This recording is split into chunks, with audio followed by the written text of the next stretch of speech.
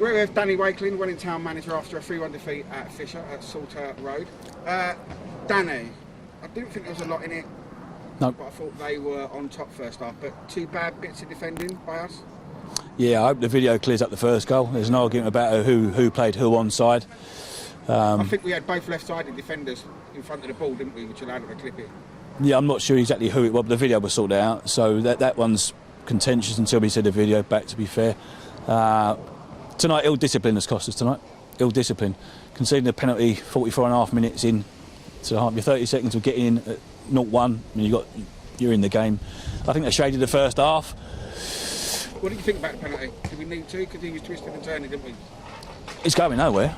It's going absolutely nowhere. I mean, you can concede the corner if nothing else. I mean, it looked like there was a swipe at his ankle. Again, I want to see the video, and apparently there's some stuff before it. But you know what? You just don't respond. You wipe your mouth, you do what the team needs, and you put that first. You put that first. Ultimately, that swung the game massively in their favour. They shaded the first half, but they didn't deserve to be 2 up at half-time. Never in a million years. We made plenty of changes today, Dan. You said you were going to make a few changes on Saturday. Did we have a few more enforced than you would have liked, though? Yeah, we had 2 late arrivals. So tonight, again, like all about discipline. 2 late arrivals, later than we have an extended pass, if you like, for midweek football. But I'm not paying no fine for no team shit going late. I ain't doing it.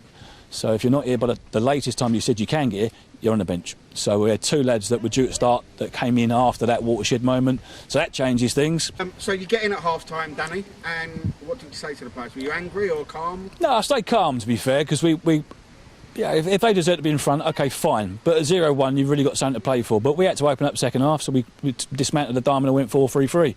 To be fair. And we were better second half, Danny. They were better second half. I don't necessarily think it was a shape change. It was more an intent, a step up in terms of intent.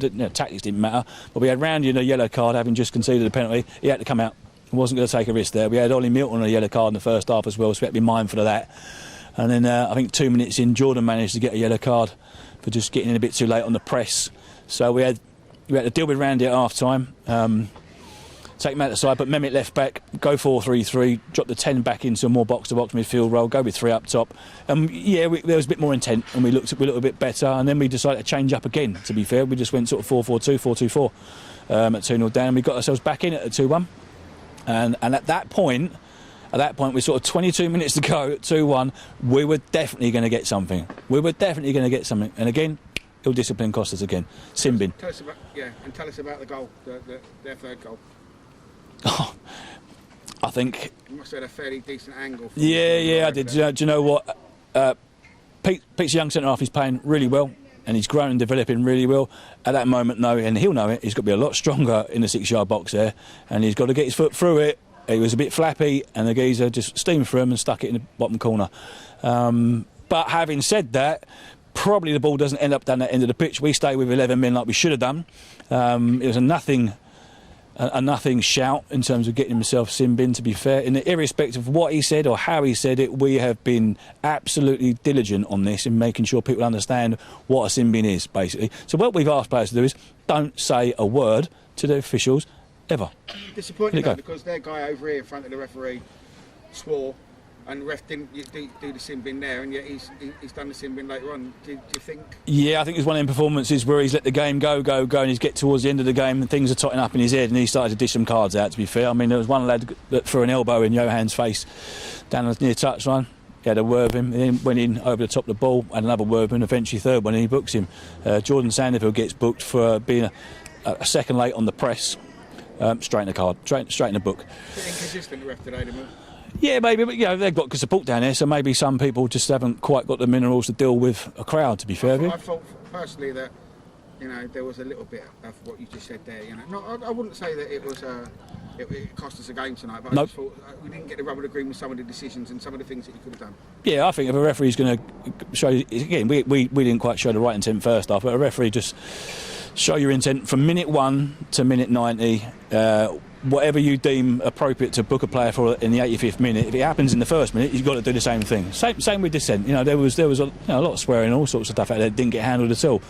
I wouldn't say our player feels hard done by getting it. Well, I don't. The dissent rule I think is great. and I'm all for it. And if it sorts out some of these lads and makes them sort of grow up and man up a little bit and start taking care of business rather than asking for favours and start whinging like an old woman, then I'm all for it, to be fair to you. Do you think that, I thought there was a little bit there, even though they weren't an old side, they did seem to be a bit more savvy and a bit more streetwise. Do you think we've got to try and learn a little bit? I just think it comes down to discipline. I just think it comes down. You come in at 0-1, you're in the game here tonight, and you put the penalty away and go 1-1. Even at, we thought at 2-1 down, we're going to get something here. So you wipe your mouth with the penalty down one end. We'll clear up the offside. I don't know who played him onside, but whoever it was must have been 10 yards behind the rest of the line. So it's still about us.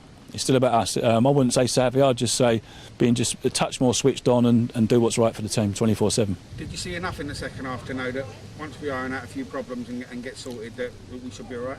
Oh, absolutely. I mean, Elyon would have started tonight. He was one of the ones that turned up beyond the watershed. Like, pleased? We got the goal. Yeah. And he cares and all. He's fuming in there. He's fuming. I mean, to be fair, the plan was only to get him to 60 anyway tonight, if all being well. Because he took a knock Saturday, heavy knock Saturday.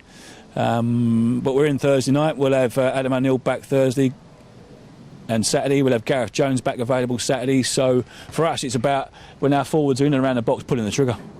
Pull the trigger. Joel had a couple of chances today and we just couldn't get the powerful shot. Ollie broke into the half space. You could see 3/4 of the goal. Took an extra touch, didn't get his head and his knee over the ball, didn't lock his ankle, didn't shoot. And we said that in the dressing room 3 times. The ball will take care of itself. Lean over the football, get your knee over the ball, lock your ankle, contact. The ball will take care of itself. It looked a little bit shot shy, so we need to get him some shooting practice, I think, on Thursday night. Get him some repetitions. He's got some quality, no doubt about it. He works hard, no doubt about it. But you could see even Fisher, when they couldn't get the ball in the box, they worked it to the edge of the box and got shots away. And from that, you get your second phases, don't you? And from that, they're forcing corners. From that, you get momentum. We don't shoot. Not only are we not going to score, we're just not going to hurt a team enough. We're not going to keep backing them up. So we look bright at times. We miss Gareth's pace. Really pleased with what Joel's done out there. That's his first involvement since pre-season for him, since he's come over from Ireland. He'll be very useful for us. Bit of pace back in the side. Training sorts it out amongst the forwards, and we look forward to the FA Cup tie at home on Saturday. We've come on to that finally, Danny. FA Cup, massive for the club. Yep. The club's first ever FA Cup match. We welcome Uckfield to Bayliss Avenue. What are you going to say to the players all weekend before that game? First of all, we're going to let dust settle tonight and let it drift away. I'll make a couple of calls tomorrow to a couple of players that do need a chat in terms of discipline, etc. Because I'm not having anyone being petulant that it's going to cost the team, because that is ultimately, them two things have cost us 2 goals and they've cost us a point. Ultimately, if you take bare facts are, stay with 11 men, not going to get penetrated at the end of the game. Don't give the penalty away. We've got a 1-1 draw tonight. No, every goal is avoidable, I know, but these two things are quite big. So, and that's the difference between playing okay and getting a point away from them, you'd be happy, or shipping through and being thoroughly peed off with it. So let dust settle. A couple of people will have a couple of phone calls, be a bit direct with them and tell them exactly how it's got to be. And then we'll be in for a bright training session on Thursday night, and then we'll be all set up for the FA Cup tie on Saturday. This will be behind us by tomorrow morning. Done, dusted, on to Saturday. And we'll be aiming to get into the next round and see how far we can go in the FA Cup, because it's good money, good exposure for the club. Yeah, it is. Prize money is fantastic, to be fair, but I'm not, the players ain't going to get loaded with that sort of expectation. We're going to set out to achieve what we want to achieve in a day. We'll look at training, look closely at people in competition with each other within the squad, look to pick the strongest available side, a good bench with good depth to change upwards from, and we'll give it a good go Saturday. Danny, thanks for talking to us after the game, and we'll see you Saturday. Pleasure, thank you very much.